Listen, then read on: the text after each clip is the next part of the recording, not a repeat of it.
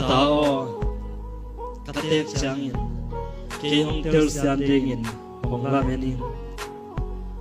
anek changin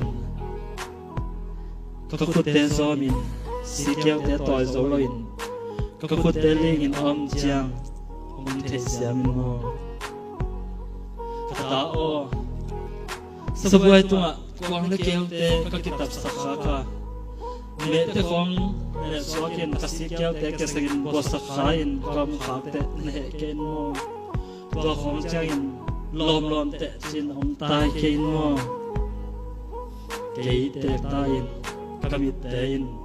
khwam solo hi tao na khat pe ka hi khay changin om tong pa kein mo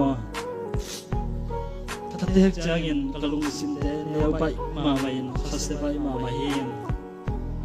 ne no ma ta hiu tao kwa kasak pak lo changin bemom nu